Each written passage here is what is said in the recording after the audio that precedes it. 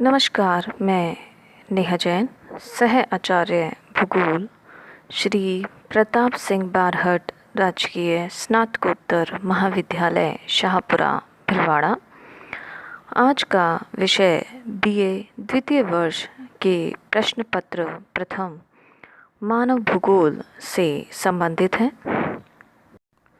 आज का विषय है हंटिंगटन के अनुसार मानव भूगोल के तत्व।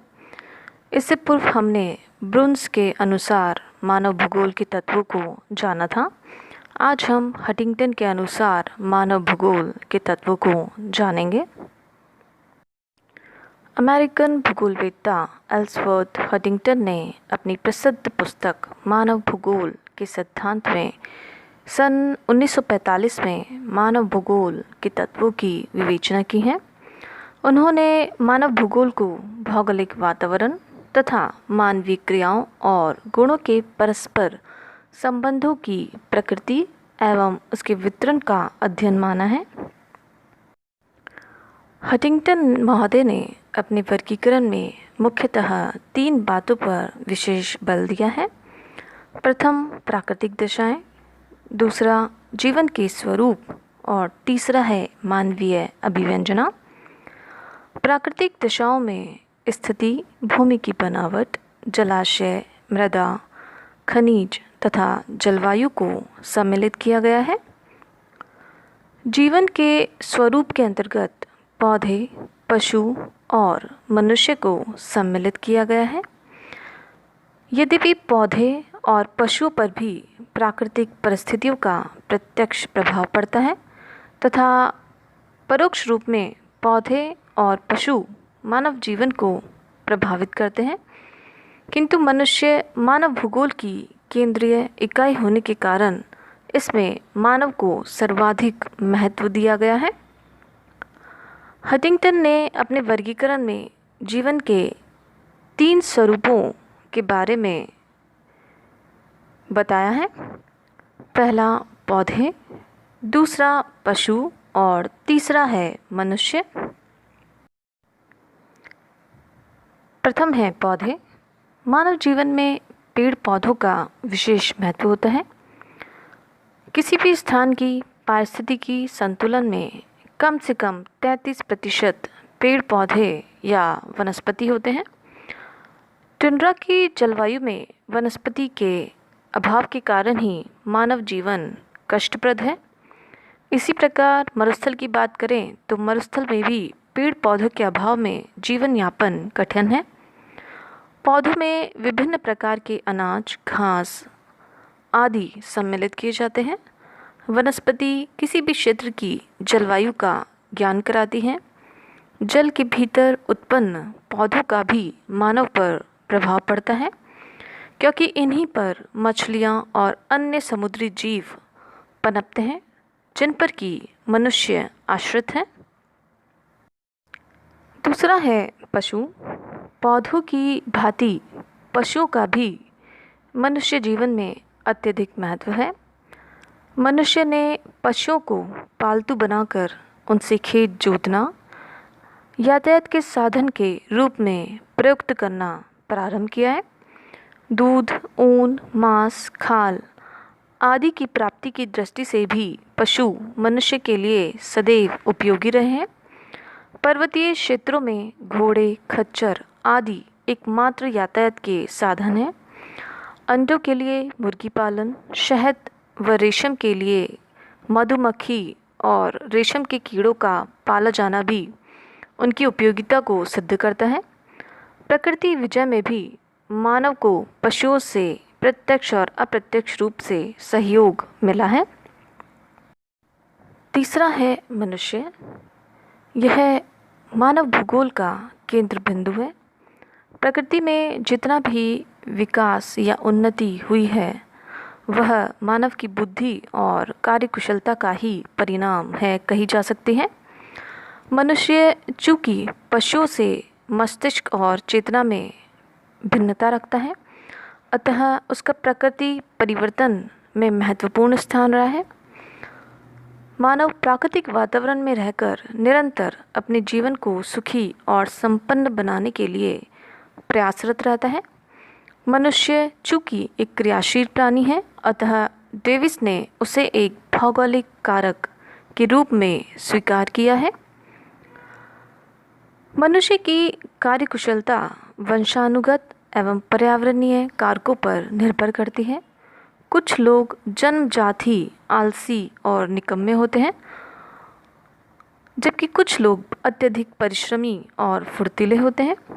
कुछ लोग कार्य करने में तीव्र होते हैं किंतु कार्य करने का ढंग नहीं जानते हैं, अर्थात कहा जा सकता है कि उनमें कार्यकुशलता का अभाव पाया जाता है। कार्यकुशलता वास्तव में स्वास्थ्य एवं कार्य के लिए अनुकूल परिस्थितियों पर निर्भर करती है। इनमें सांस्कृतिक तत्वों का भी हाथ होता है। ये सब मिलकर उसके जातीय गुणों का निर्माण करती हैं। मानव की उच्च आवश्यकताओं की पूर्ति हेतु किए गए प्रयत्नों पर वातावरण का भी प्रभाव रहता है। जीवन के ढंग, कार्यशैली, शिक्षा, संस्कार, साहित्य आदि के विकास हेतु मानव किस ढंग को अपनाता है, यह उसकी व्यक्तिगत समझ और चतुराई पर निर्भर करती है। उच्च आवश्यकताओं की पूर्ति अनिवार्यताओं की पूर्ति के बाद ही संभव है। पहले प्रारंभिक आवश्यकताओं की पूर्ति सरलता से हो, तभी वह उच्च आवश्यकताओं की पूर्ति हेतु प्रयत्नशील होता है। हंटिंगटन ने मानवीय आवश्यकताओं और मानवीय कार्यों को 4 भागों में बांटा है। पहला, मानव की पार्थिव आवश्यकताएं। दूसरा, इन आवश्यकताओं की पूर्ति के लिए किए गए प्रयत्न अर्थात विभिन्न प्रकार के व्यवसाय। तीसरा, शारीरिक, मानसिक और बौद्धिक विकास तथा सांस्कृतिक उद्दीपन। चौथा, मनुष्य की उच्च आवश्यकताएं जो उसके सांस्कृतिक विकास में योगदान देती हैं। मानव अभिव्यंजना के अंतर्गत मनुष्य की प्राकृतिक आवश्यकताएं, मुख्य व्यवसाय, कार्यकुशलता एवं उच्च आवश्यकताओं पर प्राकृतिक परिस्थितियां किस प्रकार से प्रभाव डालती हैं तथा मानव की इस प्रभाव के प्रति क्या प्रतिक्रिया होती है, इसका विवेचन किया गया है। इस वर्गीकरण को हंटिंगटन ने निम्नलिखित चार्ट के रूप में प्रस्तुत किया है। निम्नलिखित चार्ट में मुख्य बात ध्यान देने योग्य है कि हंटिंगटन ने भौतिक दशाओं और मानव अभिव्यंजना के बीच जीवन के भेद को प्रदर्शित किया है। इन तीनों तत्वों को तीरों के माध्यम से मानव भूगोल के मूलभूत आधार को जोड़ने का हंटिंगटन ने प्रयास किया है, जो कि सार्वभौमिकता के सिद्धांत की पुष्टि करता है। उपरोक्त चार्ट में तीरों की दिशाएं इस बात की ओर संकेत करती हैं कि प्राकृतिक दशाओं के विभिन्न तत्व जैसे स्थिति, भूमि की बनावट, जल राशियाँ, मिट्टी, खनिज पदार्थ एवं जलवायु परस्पर एक दूसरे को प्रभावित करते हैं और इनका प्रभाव मानव की विभिन्न गतिविधियों पर दिखलाई देता है। प्रकृति एवं मनुष्य के आपसी संबंधों की स्पष्ट व्याख्या करना एक जटिल कार्य है। फिर भी इन विषमताओं को कुछ श्रेणियों में वर्गीकृत करके उन्हें हम सरल रूप में समझ सकते हैं। सर्वप्रथम, प्राकृतिक दशाएं। हंटिंगटन ने प्राकृतिक दशाओं के अंतर्गत निम्नलिखित बिंदुओं को सम्मिलित किया है, जिसमें स्थिति, भूमि की बनावट, जल राशियाँ, मिट्टी, खनिज और जलवायु सम्मिलित है। सर्वप्रथम बात करते हैं स्थिति। हंटिंगटन का स्थिति से अभिप्राय पृथ्वी को ग्रह के रूप में स्वीकार करना है। पृथ्वी ब्रह्मांड के केंद्र में स्थित है, इससे दिशा और दूरी का ज्ञान होता है। पृथ्वी के गोलाकार स्वरूप और उसके अपने अक्ष पर झुके होने के कारण न केवल ऋतुएं बदलती हैं, बल्कि दिन और रात बराबरी से होते हैं और साथ ही छोटे बड़े होते हैं। गोलाकार पृथ्वी सूर्य के चारों ओर चक्कर लगाती है। भूगोल में किसी भी स्थान की स्थिति का बड़ा ही महत्व है।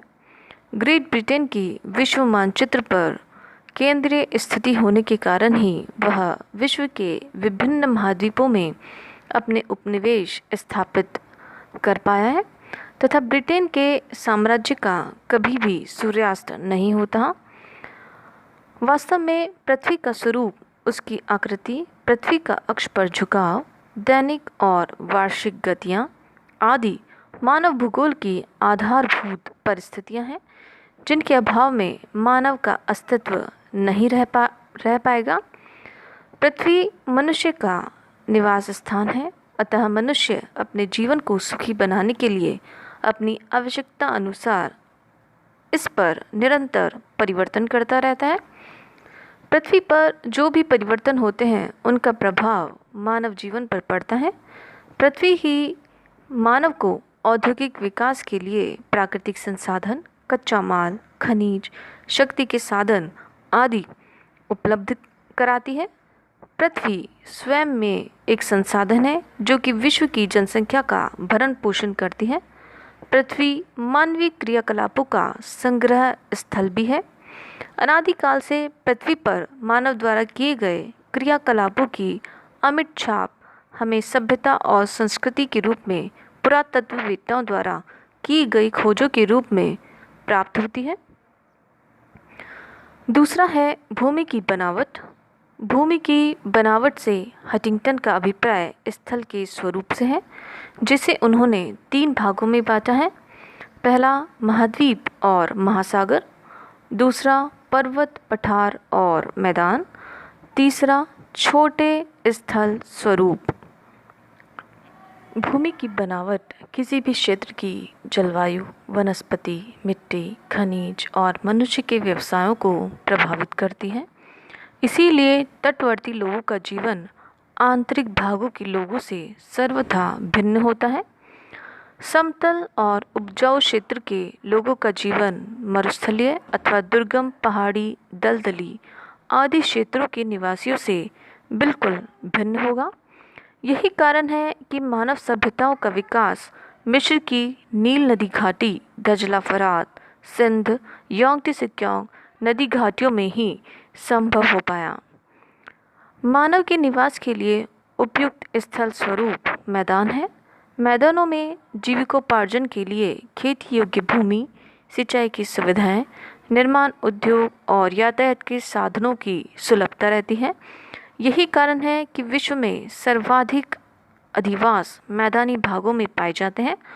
मरुस्थलवासी पर्वत या मैदान के निवासियों से रहन सहन, कार्यकलाप आदि में ये बिल्कुल भिन्न होते हैं। दुर्गम क्षेत्रों में सड़कें बनाना कष्ट साध्य होता है, साथ ही इसमें खर्च भी अधिक आता है। तीसरा है जल राशियाँ। मानव के प्रत्येक क्रियाओं में इसके विकास और जीवित रहने में जल का अत्यधिक महत्व है। जल के बिना मानव समतल मैदानी भाग में रहना पसंद नहीं करता। प्राचीन नदी घाटी सभ्यताओं में मानव की नदी जल स्रोत के निकट बसने का मुख्य आधार भी जल प्राप्ति ही रहा होगा। जल की उपलब्धता से मरुस्थल भी हरे भरे लहलाते खेतों में बदले जा सकते हैं। इंदिरा गांधी नहर के आवागमन के बाद थार मरुभूमि की काया पलट होना इस बात का सार्थक उदाहरण है। नदियों द्वारा लाई गई तलछटों से उपजाऊ मैदानों का निर्माण होता है। भारत का उत्तरी मैदान गंगा और अन्य सहायक नदियों की तलछट के जमाव के कारण ही उपजाऊ हो पाया है।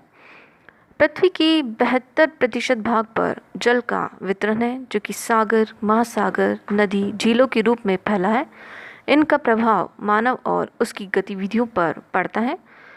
जल ही जीवन है, जिस पर कि वनस्पति का विकास निर्भर करता है, जो कि मनुष्य जीवन का मुख्य आधार है। जलाशय मानव को सुरक्षा भी प्रदान करते हैं।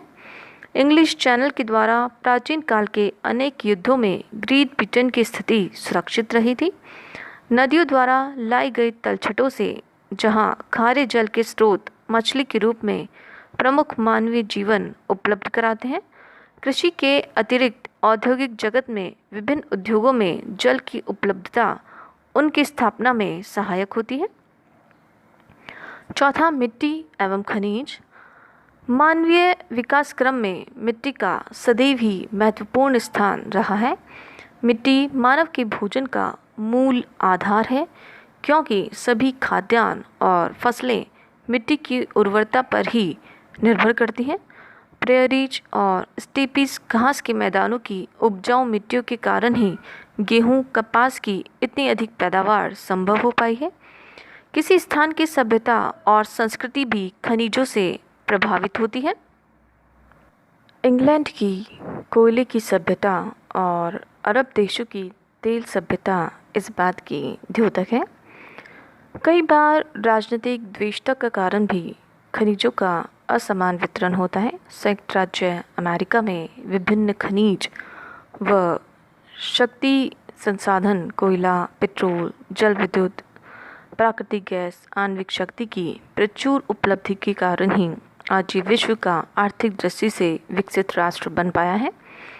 इसके विपरीत रेगिस्तानी क्षेत्रों की अनुपजाऊ मिट्टी के कारण वहाँ के कृषक दरिद्र और दुखी रहते हैं। खनिज पदार्थ तो आधुनिक औद्योगिक विकास का आधार है। विषम जलवायु परिस्थितियों में भी खनिज की उपलब्धता ने मानव को निवास के लिए आकर्षित किया है। ऑस्ट्रेलिया में पश्चिमी मरुस्थल में काल गुरली और कुलगाली की खानें इस तथ्य को सिद्ध करने के लिए पर्याप्त है। कोयला, लोहा, मैग्नीज, पेट्रोलियम आदि की उपलब्धता के कारण ही संयुक्त राज्य अमेरिका और पश्चिमी यूरोपीय देश आज औद्योगिक रूप से विकसित हैं। जलवायु प्राकृतिक वातावरण का सबसे महत्वपूर्ण तत्व जलवायु है। विश्व में मानव निवास हेतु उपयुक्त भौगोलिक परिस्थितियों में जलवायु ही निर्णायक कारक रहा है और यही कारण है कि मानसूनी जलवायु और समशीतोष्ण जलवायु प्रदेशों में विश्व की सर्वाधिक जनसंख्या पाई जाती है और इसके विपरीत उष्ण और मरुस्थलीय क्षेत्र अर्थात सहारा और टुंड्रा आर्कटिक क्षेत्र जनविहीन या विरल आबादी क्षेत्र हैं। हडिंगटन महोदय ने मानव सभ्यता की संस्कृति के विकास में जलवायु तत्व को सर्वाधिक प्रधानता दी है। पश्चिमी यूरोप में उच्च जीवन स्तर, वैज्ञानिक उन्नति, औद्योगिकरण आदि को अनुकूल जलवायु की उपलब्धता का इन्होंने परिणाम बतलाया है। उन्होंने पश्चिमी यूरोप की जलवायु को आदर्श जलवायु के निकट बताया है। हडिंगटन के अनुसार धर्म और जातीय गुण जलवायु की उपज है। 20 डिग्री सेंटीग्रेड तापक्रम एवं परिवर्तित वायुमंडलीय शीतोष्ण एवं चक्रवातीय मौसमी दशाएं उच्च मानसिक एवं शारीरिक दक्षताओं के लिए आदर्श मानी जाती हैं। जलवायु न केवल स्थिति पर निर्भर है, अपितु भू आकारों, जलराशियों, मृदा और खनिज आदि अन्य तत्वों को भी प्रभावित करती है। जलवायु का वनस्पति पर भी गहरा प्रभाव पड़ता है। जैसी जलवायु वैसी वनस्पति। भूमध्य रेखीय गर्म और आर्द्र जलवायु की वनस्पति भूमध्य सागरीय प्रदेशों की वनस्पति से बिल्कुल भिन्न है।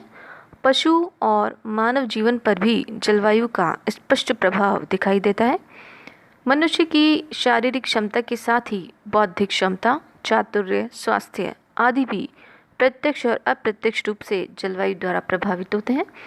शीतोष्ण प्रदेश की स्वास्थ्यप्रद जलवायु ने मनुष्य की कार्य करने की क्षमता और कुशलता में वृद्धि करके उसे उन्नति के शिखर पर पहुंचाया है, तो एशिया की मानसूनी जलवायु ने मनुष्य को आलसी और ईश्वर पर भरोसा करने तथा भाग्यवादिता की ओर प्रवृत्त किया है।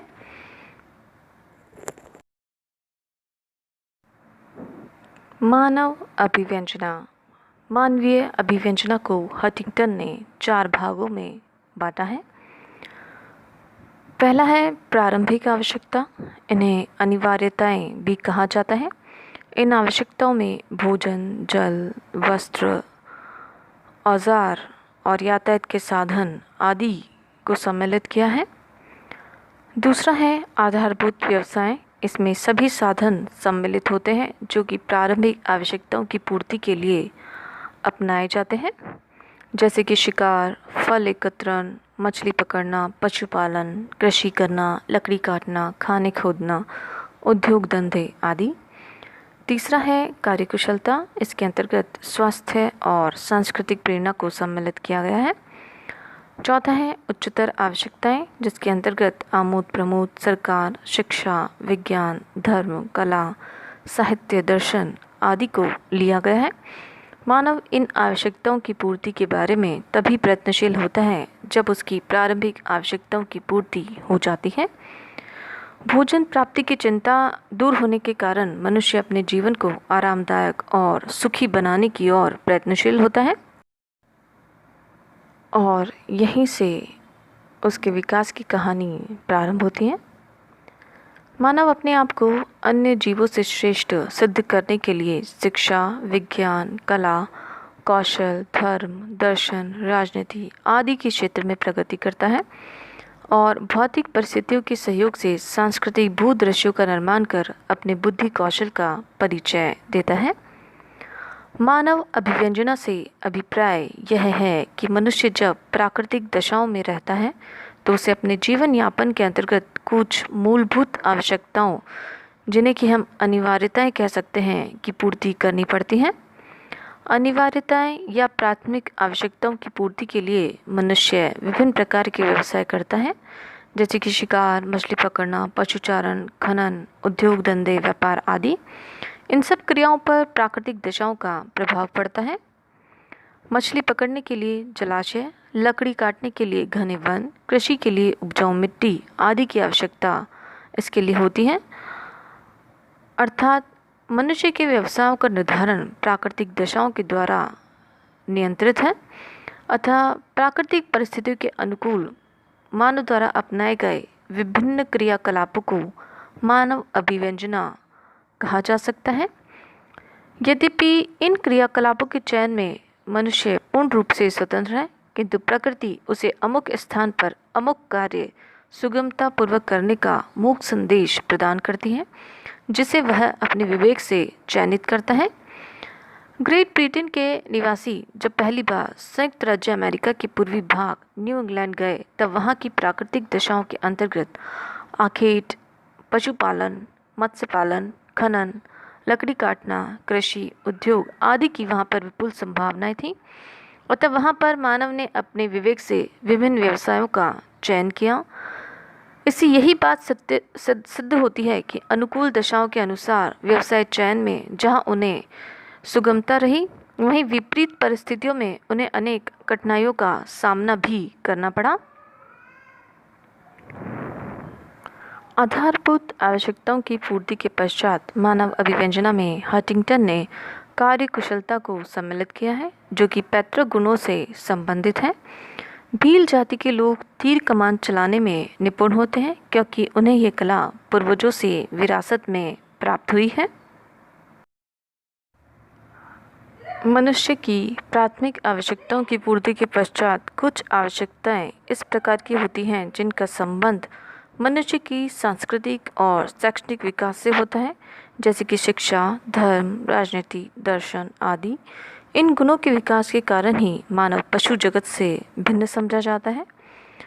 मानव समुदाय उन्नत और प्रगतिशील है, जिसने शिक्षा, विज्ञान, धर्म, कला, साहित्य, अन्य सांस्कृतिक मूल्यों में उन्नति की है। धर्म पर भी पर्यावरण का प्रभाव पड़ता है। भारत में गंगा को मोक्षदायिनी और पवित्र नदी माना जाता है और उसके जल को अमृत तुल्य, क्योंकि वहाँ उत्तरी भारत के मैदानी भागों में सिंचाई सुविधाएं उपलब्ध करवाकर लाखों लोगों की आजीविका और भरण पोषण का यह माध्यम है। पूजा अर्चना, धार्मिक विचार भी वातावरण से प्रभावित होते हैं। मुस्लिम धर्म का उद्भव शुष्क क्षेत्र में होने के कारण जल का वहाँ पर सदैव अभाव रहा, अतः धार्मिक कृत्यों में स्नान करना वहाँ अनिवार्य नहीं समझा जाता, केवल वजू करना ही पर्याप्त है। जबकि हिंदू धर्म में बिना स्नान किए कोई भी धार्मिक कृत्य करना उचित नहीं समझा जाता। कला पर भी वातावरण की छाप स्पष्ट दिखाई देती है। शुष्क जलवायु वाले देश जैसे कि यूनान में भवन सामग्री में पत्थर की बहुलता पाई जाती है, अतः पत्थरों से बने विशाल भवन, पत्थरों पर खुदाई और मूर्तियों के बेजोड़ नमूने यूरोपीय सभ्यता और संस्कृति का गुणगान करते हैं।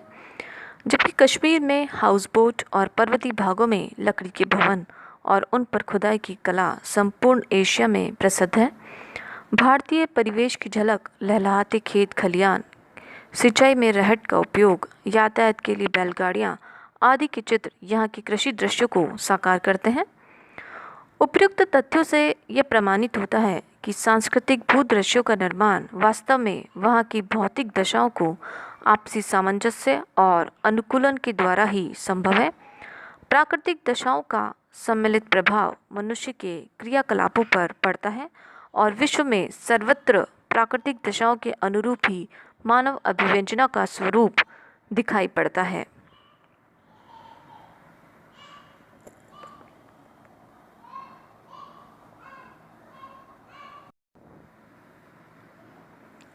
जीन ब्रून्स व हंटिंगटन के तत्वों की तुलना, जो कि इस प्रकार है। प्रोफेसर जीन ब्रून्स तथा हंटिंगटन के द्वारा वर्णित मानव भूगोल के तत्वों में मूलभूत अंतर विचारधाराओं का है। ब्रून्स जो कि संभववादी विचारधारा के समर्थक हैं, अतः उन्होंने अपने अध्ययन में प्रकृति की तुलना में मानवीय क्रियाकलापों को अधिक महत्व दिया है। भूमि के अनुपजाऊ कार्यों में घर और मार्गों से अपना अध्ययन प्रारंभ करने से यह बात पूर्णतः स्पष्ट हो जाती है कि घर ऐसी इकाई है जो प्रकृति प्रदत्त न होकर मानव निर्मित है। इसी प्रकार मार्गों का निर्माण भी मानवीय क्रिया है। पौधों और पशुओं पर विजय तथा खनन एवं वन तथा जंतु विनाश आदि भी मानवीय क्रियाएं हैं जिनमें प्रकृति का कोई हाथ नहीं है। जबकि हंटिंगटन नियतिवादी विचारधारा के समर्थक हैं। उन्होंने अपने वर्गीकरण में प्राकृतिक दशाओं को सर्वाधिक महत्व दिया है। उन्होंने मानव अभिव्यंजना के अंतर्गत सभी क्रियाओं को प्राकृतिक दशाओं जैसे कि स्थिति, धरातल, भूमि की बनावट, जल राशि, मिट्टी, खनिज, जलवायु आदि से नियंत्रित होना बतलाया है। हंटिंगटन का वर्गीकरण सरल है। उन्होंने सबसे पहले भौतिक दशाओं का वर्णन किया जो कि मानव की सभी क्रियाओं को प्रभावित करती है। मानव अभिव्यंजना में उन्होंने बताया कि इन भौतिक दशाओं का उपयोग मानव अपनी विभिन्न आवश्यकताओं की पूर्ति के लिए किस प्रकार करता है। मानव सभ्यता और संस्कृति के विकास के साथ उसकी आवश्यकताओं और आकांक्षाओं में वृद्धि होती है, जिसके कारण भरण पोषण के साधनों में भी वृद्धि होती है और इस प्रकार सांस्कृतिक पर्यावरण में भी परिवर्तन आता है, किंतु यह परिवर्तन भौतिक दशाओं द्वारा नियंत्रित होता है। ब्रून्स ने यद्यपि मानव सभ्यता के विकास तथा सांस्कृतिक तत्वों पर आधारित वर्गीकरण प्रस्तुत किया है, किंतु हंटिंगटन की तुलना में यह थोड़ा जटिल है। इसमें मनुष्य की विभिन्न क्रियाओं का अध्ययन ठीक से नहीं किया गया है। मनुष्य एक सामाजिक प्राणी है, अतः समाज में रहकर केवल भरण पोषण के अनुसार संबंधी आवश्यकताओं से ही वह संतुष्ट नहीं रहता, अपितु उसकी धर्म, साहित्य, कला, विज्ञान, दर्शन आदि में भी रुचि रहती है, जिसका इन वर्गीकरण में कोई स्थान नहीं है। यह विभाजन मानव भूगोल की यथार्थ की सीमा तक सीमित है। इसमें अन्य तत्वों पर कोई ध्यान नहीं दिया गया है। तो ये थी हंटिंगटन और ब्रून्स के मानव भूगोल के तत्वों की तुलना। उपर्युक्त वर्गीकरण के आधार पर यह कह सकते हैं कि हंटिंगटन का वर्गीकरण नियतिवादी विचारधारा के निकट है, जबकि ब्रून्स का वर्गीकरण